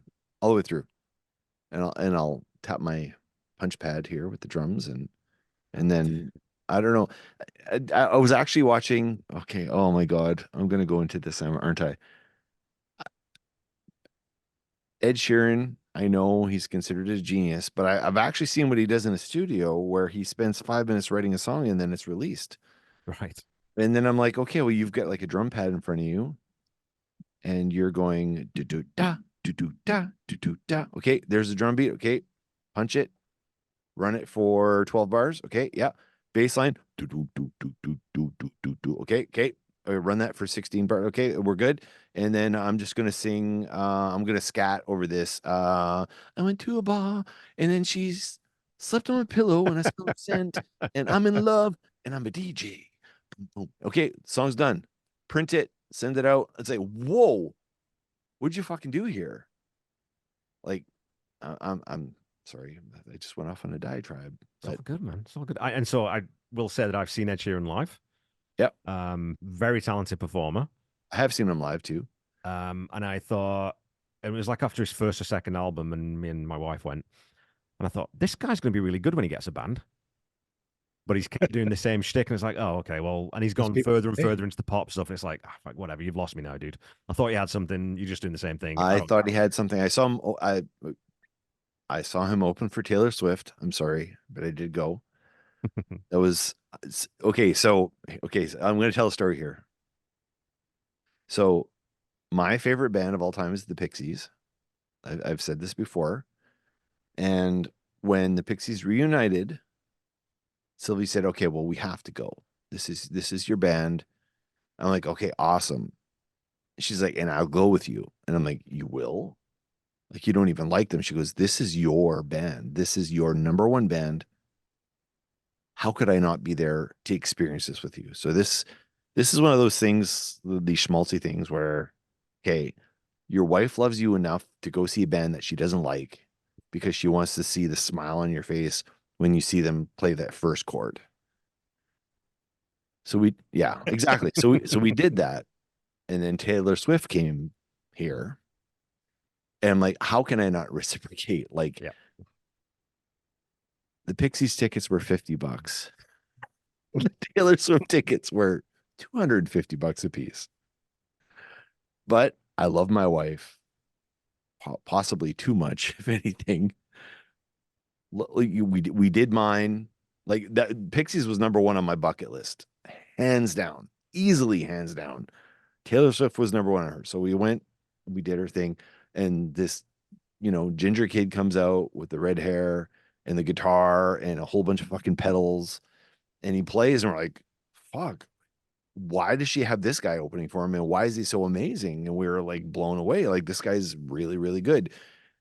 I remember Todd using digital delay and creating all these multi-tracks and playing by himself with a rhythm and another rhythm and then a lead over top and all this stuff. And I'm like, he's doing the shit Todd was doing. I'm like, holy fuck, this is awesome. And he was great. And then he just kept doing the same thing. And I thought the same thing, like, he's too to have a band to put it together. And he got a chance with Taylor Swift. I'm like, all this money thrown at him, and he's still doing the same thing. He's like, he's still in the studio going, okay, I'm going to use this drum pad, and I'm just going to, okay, we're done. And then, it just, and he's making a lot of money doing it. because he's got Yeah. no bandmates to pay. I was just thinking though, so about $50 for Pixie tickets and probably about 250 for Taylor Swift. Yeah. Todd, I think your brother got played, man. I think his wife played the long game on that one. I'm gonna go see Journey on Monday. Oh, nice. With who else is playing, Todd? Toto's opening for them. Talk about drum gods. Yep. I'm a little jealous actually. Well, let's move on because we've got some more guitar on the next Yes. song. Okay. Saving Grace, Go. which is a solo album, the last solo album, Highway Companion, and it's the only I call it the true solo album because every song is a sole write by Tom Petty. There's no co-writes on it anywhere, and it's only Tom Petty, Jeff Lynne, and Mike Campbell on this album. There's no other musicians, Oh, I didn't realize that. and Tom Petty plays the drums on this album. Wow. So, Huh. My take on the on Saving Grace was the beginning of it was almost sounded like George Thorogood, one bourbon, Scotch, That's one the beer, note. the groovy tone, right, and the voices are really good. This was actually number one on my list. nice. Yeah. It always reminds me a little bit of LaGrange too. You know, the LaGrange, Yep. But it's got a great breakdown too. You know, when it goes, Yep. it's got that breakdown in the middle. So again, it's not overstaying its welcome. It's not Boogie overstaying it. Woogie. Yeah. How about you, Sean? What about this one for you? Oh, it's just so I know I said this sounds like one bourbon, one scotch, one beer, or LaGrange, which I think that might be one of the songs that Todd and I have played the most was LaGrange. Oh my God, we played it in every band possibly, maybe, but I don't know if we played it live, but Well, that's one of the most fun drum fill intros to any song. Yep. Yeah, exactly. This one was fun. I liked this one. It was but what was weird though, like because I'm expecting the vocal delivery to be the same as those two songs, or like compared to one of the two songs, and it was very, very interesting. It was like he's like, oh, I know it may sound the same, but it's a different song. So I like how he went in a different direction. He could have just been, following along, but he didn't vocally because his verses don't make sense in terms of pentameter and ABAB, and he doesn't use any of that shit. He's like, no, I'm telling a story, and whatever it takes is what I'm going to use. So He yeah, does that lots though. Petty does that lots where he'll play, like you said, you've hit the nail on the head. It's, well, this is the story, this is the line I need, so I'll figure out how to sing it later. Yeah, if it's got too many syllables, I'll figure out where I'm going to put like it. look at the syllables for verse 1 versus verse 3. It's like they're not the same, and then like every verse is like the count doesn't even add up. Yeah, but I prefer that on songwriting. Like if you're following a formula, then go be Ava Max, go be Ariana Grande. I want a grande. I'll just get a venti. A venti. but they all follow these formulas. It's like 1, 2, 3, 4, 5. 1, 2. Like it's so like every beat of every lyric is exactly the same, line to line to line to line. Okay, now we're in the chorus. It's so it gets boring, right? Yeah, it's boring, and that's what it is. That's most pop music these days. It's 3 chords if you're lucky, like you said, the same beat, and it's just like, come on, give me something. No intro. When was the last time you heard an intro on a pop song these days? You're in like 4 seconds every song, right? Actually, I've noticed with some of the stuff that Abby listens to, it starts with the chorus. Yeah, they're singing the chorus right from the get-go. It's like, no, you got to tease the chorus. You got to get to the chorus. You got to have little accents of the chorus in the intro of the song, and then maybe like some lead in the verse, and then you get the bridge that lead. Nah, fuck subtlety. Nowadays it's like, we got 3 minutes to get this done, so let's just go sell the product. Yeah. I got to get Todd to listen to. You know what? I think that's a future episode, Todd. We're going to make you listen to Ava Max so you can be subjected to the torture that I'm subjected to every week. Okay. And get you to comment on what you find. Okay, sounds Okay. good. Okay. I look forward to that show with bated. I cannot wait for that show. It's going to be so much fun. Now I'm going to have to listen to Ava Max though as well. Which no, maybe I'm not looking forward to this. No, probably not. Okay, well we're going to finish up with the last album that Tom released. We're going to skip over Mojo, which was a really cool album that you might want to give a listen to sometime too, because that was Wait, recorded live off the floor. Okay, wait. So this Yeah. is the last album before he passed, then? Fault Lines was the last, well, the last Heartbreakers record. He did do a second album with Mudcrutch because, oh, by the way, he went What? back and reformed his early band in 2012 and they released an album, go on tour, and instead of playing big arenas, they just play 1,500, 750 seater little venues because Tom just wants to go and play bass guitar with his friends again and go play a bunch of different songs. Wow. Yeah. That's wicked. But this I is, this like is his that a last lot. Heartbreakers record, yeah. So Hypnotic Eye is the album, 16th and final studio album. Again, a band that is not in the decline here. You know, they're not in greatest hits mode. They're not just recycling the old things they've done. They go back in and they get like it's almost got that sort of garage band aesthetic where you've got a really rough, aggressive sounding mix that doesn't sound, again, anything like Full Moon Fever or anything like Mojo or anything like Wildflowers. Tonally, it's very, very different. Fault Lines. What do you think of it? Can I get you to play the first You bet. 15 You're going to seconds recognize it right away. or 15 or 20 seconds, and Yeah. then I want you do this first. Okay. Yeah. Okay, now I want you to play the beginning of Walk Like an Egyptian. I don't need to, but I will. Here we come.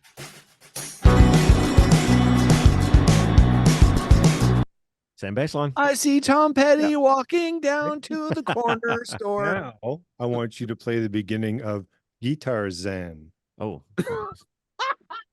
Wait a minute. Guitarzan. Oh, you got to play it. You have to play it now. Ray Stevens here? Is this one? Yeah. Fucking great. He's free as a breeze, he's always at ease. He lives in the jungle, hangs by his knees, and swings through the trees without a trapeze. Well, so did the Bangles plagiarize Ray Stevens? Oh, yeah. I'll bet you that bass line and that lick, because it's basically just a bossa nova, right? When you listen to what Ferroni's Oh, yeah, doing it's a on bossa the nova. drums, Yeah, absolutely it is. it's really kind of the only bass line you can play there, I think, Todd. When I heard it, I went, Oh my God, Guitar Zan, Todd. That's fucking awesome. I've never heard that. I've never heard that song. That's really, really Have cool. you never? Do you know who No. Ray Stevens is? I've heard the name. Don't think I've ever listened to him. Okay, you know Ellie, what? The call me next Steve. CMPU is going to be Ray Stevens. Deep dive on Ray Stevens. Yeah, fuck yeah. You could do 12 episodes, pick 12 of his best songs. It would be comedy gold. Just saying. So I would say that what separates Fault Lines from both of those songs is that buzzsaw guitar attack that Mike Campbell's using. It's a Yes. really Oh, yeah. filthy, dirty tone. I love it. This is my number one out of all the songs. This is the one like, oh yeah. Cool. I love a good bossa nova. I like the dum. I love the beat. When I play nowadays, because of my exposure to Portuguese culture and Latin culture, like from South America and stuff, I love those like Latin beats so much. Like they're so much fun to play. Just that off beat on it. It's so much fun. It's so much better than dun, dun, dun, dun, which is fun too. which is fun, but I've done those to death. So now it's like I want to try something different. So, you know, I'm not going to play Cold Sweat by James Brown, but I want this I'll play because this and lately we've been listening to like a lot of Latin flavored music. You know, I've got two girls, right? So Encanto, and the music in Encanto is like fucking phenomenal. Fantastic. And I can't remember the guy who does the music for that one. Also did Hamilton, and he also did what's his name? Coco, I think, as well. All that music is like this guy should be the biggest artist in the world. He's so talented. So all those sort of offbeats, Like those Latin beats are just like, oh, they're so much fun. As a drummer, like and the drummer and the bass player, like in this song, like they're just like boom, like just there's no way they're not fuck you, Tom. We're looking at each other, we're just playing with like no, we gotta think you can follow us this time. You're gonna follow us. Like that's totally what it is. I When love that syncopation. sit down and play this one though, because what Ferroni's doing on the ride bell that I love that. It's Yeah. getting the timing of that. It's very difficult. I can't quite get it, man. I just can't.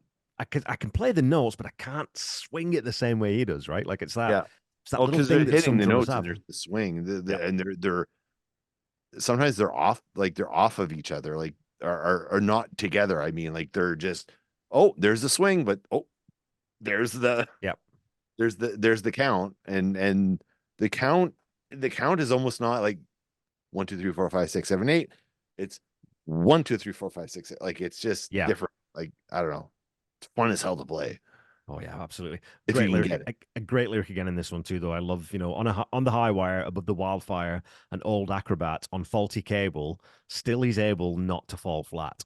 And again, you talk about making, because that's like you said, that's a sentence, a big long sentence, but he's managed to fit that into the cadence of the song. Yeah. And I got a few of my own fault lines running under my life. So it's that again, it's that unease of Yeah. my mental health isn't, I don't know where it is right now, and there's some cracks under there that might start to appear. What do you think, Todd? I just couldn't get over the way it sounded like guitars. Right. It's tough though, right? Once if that happens in a song, you can't move it. Like it's just like, I can't hear anything else now. It's just it's too hard to do. But it's got that groove, like that bossa nova. It's got it's like a full step, half step, quarter step. Like it's not consistent. Yeah. Like, and they throw a couple of extra ones in there just as for good measure. Yeah. And then you get that break in the middle too, and just leave it to Mike Campbell. Down, down, down, down, down, down, down. It's such a cool tone. Yeah, I love it. I think it was by this point of the 8 songs that I'm like, okay, this guitar player is actually pretty damn good. Why don't people talk about him more? He should be in the conversation. It's just like Alex from Dome, like the guitarist in our player Dome. Sorry, the guitarist in our band Dome. He was not like, hey, I'm the guitar player, watch my lead. We didn't have there was no leads in any of the songs, but he was just so fucking tasty in playing for the song every time. Like that's hard. It's hard to, like, in the 80s when every song had a guitar solo in it, and it's just like Shred City, but it's almost like, hey, by the way, I'm the guitar player and I'm awesome. But to actually not have a solo in a song and still hear the guitar as being phenomenal, which is, I feel, what he does. Yep. It kind of stands, it kind of stands out. It's like, hey, this is actually pretty good. Like, but he's not getting recognition because he doesn't have shredding solos all the time. Yeah. But you got to listen to all the little as I say, he puts a lot of Christmas on stuff. There's like a lot of little bit extra glitter on stuff, like a little bit of extra, ornamentation. Yeah, that's going on. It's like you really need to you have to pay attention because there's stuff going on all the time with him. Yeah, and he sort of plays different styles. He'll play any instrument. He's got that. What's the bloody instrument? There's a song called "It'll All Work Out" on "Let Me Up About Enough," and he plays. It's kind of an Indian instrument. It's not a sitar, but it's something that's got movable bridges, so that you can change the tuning of the instrument really, really easily, and the bridges just slide up and down. So it's this super weird thing. Never played it before. Just thought, actually, I think that a Japanese koto is what it's called. Koto. Oh, those things are awesome. So he plays one of those on there, and it's just like, this guy can play anything with freaking strings, man. He's just. I might have to send you something later. There's a Japanese band that I follow that are amazing. What they do, they use traditional instruments with modern instruments. So okay, electric guitar, electric bass, full drum set, and then they play, and then they add in like traditional Japanese instruments. And one of them is a stringed instrument that might be similar to what you're talking about. Okay. But blending the electric guitar, like one person's playing electric, one person's playing this. Yeah. Playing them together, it's like, holy, like, it's just mind blowing. It's like, why don't people do this more often? It's just awesome. Like electric fiddle is awesome. It's You know, for that that reason. blow. I still can't wrap my head around the electric fiddle. It's like that shouldn't. You should have a pickup on a fiddle. There's no space I for it. Where are know, you but putting it's it? There's no awesome. It room sounds for so it. good. It sounds so metal. It's so awesome. Something about this song, I don't know why, but there's a Manitoba artist called Star Thistle. Okay. He has a song called Correction Lines. And I almost feel it is, and I don't know if this guy was inspired by Tom Petty or not, but I can hear, like, as soon as I heard this song, I went and listened to Star Thistle's Correction Lines Okay.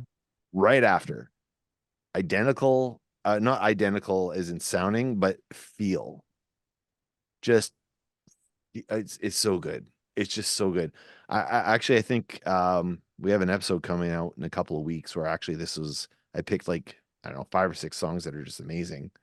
And this was one of the songs I picked. Okay. It's one of those songs like you can't listen to it and not be affected and not be thinking about it for weeks after you hear the songs. And this is the same way with me. Like visually, I get visuals, I get a feeling. I don't know what he's thinking about specifically, but I know what it's making me feel about and think about. And I just kept thinking about this one over and over and over again. Like this is easily like the top of the 8 that you gave me for sure. Well, let's get into that then. Let's talk about. So I gave you a little bit of homework there. I wanted you to pick a top 3. So that's going to go on your EP, your Petty 8 EP. And then I'm going to ask you each to remove one song from the list for the next person who does the Petty 8. Now, like I said, if you both remove a different one, then we'll remove 2 and we'll replace 2. But let's start. Todd, what were your top 3? Top 3 was first one was Saving Grace. Second was Crawling Back to You. And third was the Apartment Song. Nice. The Apartment Song's getting a lot of love. It makes a lot of people's lists, which is because it's just a bloody fun song, right? What were your 3, Sean? Fault Lines, Saving Grace, and then Crawling Back to You.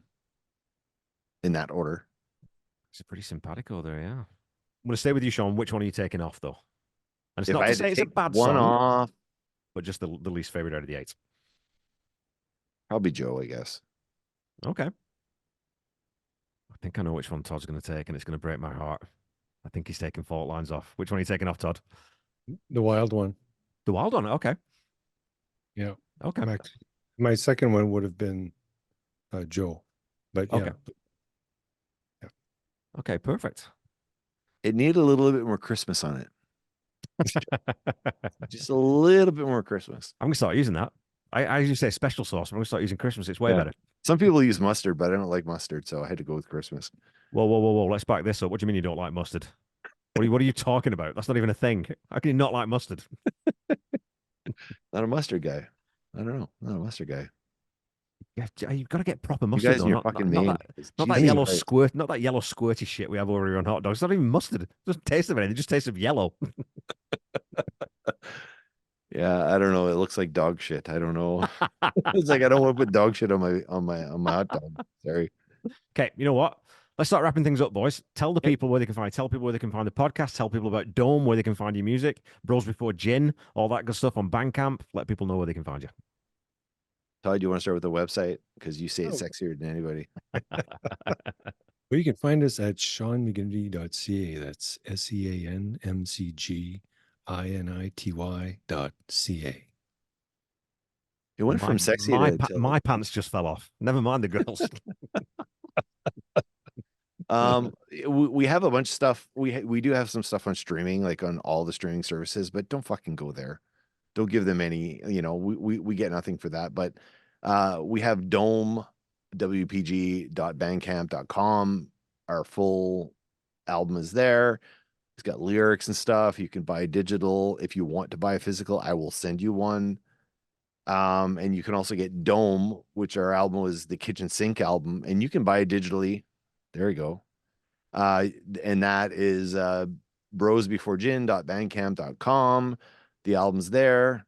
However, the album that this gentleman is holding in his hands is the full version of the album. The digital version of the album does not have all the tracks. That's purposeful. You should go buy the physical copy. There's 5 tracks on Bandcamp. There is 11 tracks on the CD. So go get the CD. message me through Bandcamp, and I will send you the full version of it. I tell people at the end of every single episode of the Tom Petty Project, go buy physical media. Hell It yeah. makes a difference. It makes a difference to artists. It makes a difference to local businesses trying to sell music. Don't stream as much as you can. I'm going to make a quick recommendation. I just bought a cassette, Oh, only Make- available on cassette. There's a local band called Tinge, Tinge. Fucking phenomenal. It was my favorite album of 2023. And I will fight. I will die on that hill. I've never felt so intimate with an EP before, or in a long time anyway. It's phenomenal. This artist is ridiculously good, way too good for a first album. they're on cassette. Do you have something to play it on? Yeah, you still have a I got a cassette player? cassette player up there. Cassette player, cassette CD, and I still have tons of cassettes. I bought. Oh yeah, I can see it. Yeah. Yeah, no, I bought I have a few cassettes that I've been picking up lately, and it's like I can still play it up here. I can't play it in my car, but you can buy. I have one a thing that I can plug into my car to listen to cassettes. So Okay, well, thanks so much. Everyone who's listening, like I said, go check out Sean and Todd online. I've got all the links in the episode notes for you, and we'll see you next week to talk some more Tom Petty.